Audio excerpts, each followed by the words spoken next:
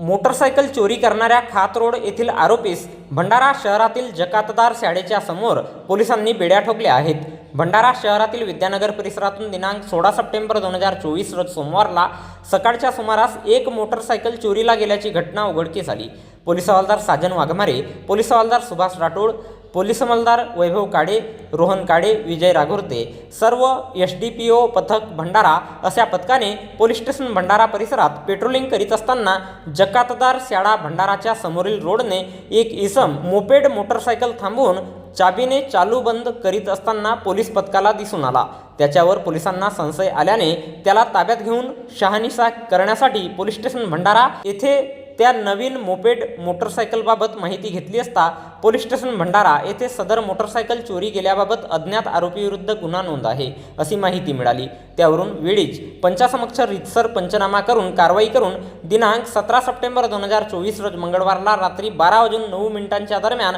आरोपी समीर सिकंदर उईके वय 22 वर्षे राहणार खात रोड भंडारा याच्यासह सुझुकी कंपनीची नवीन मोपेड मोटरसायकल क्रमांक MH36 AN 7241 किंमत 75,000 रुपयांची मोटरसायकल ताब्यात घेऊन पोलीस स्टेशन भंडारा येथील तपासी अधिकारी सहाय्यक पोलीस निरीक्षक मडावी पोलीस स्टेशन भंडारा यांच्या ताब्यात देण्यात आले आहे। सदरची कारवाई पोलीस अधीक्षक नुरुल हसन, अप्पर पोलीस अधीक्षक ईश्वर कातकडे, उपविभागीय पोलीस अधिकारी भंडारा डॉक्टर अशोक बागुल यांच्या मार्गदर्शनात पोलीस हवालदार साजन वाघमारे, पोलीस हवालदार सुभाष राठोड, पोलीस अंमलदार वैभव काडे, रोहन काडे, विजय राघोरते आणि सर्व SDPO पथक भंडारा यांनी केलेली आहे।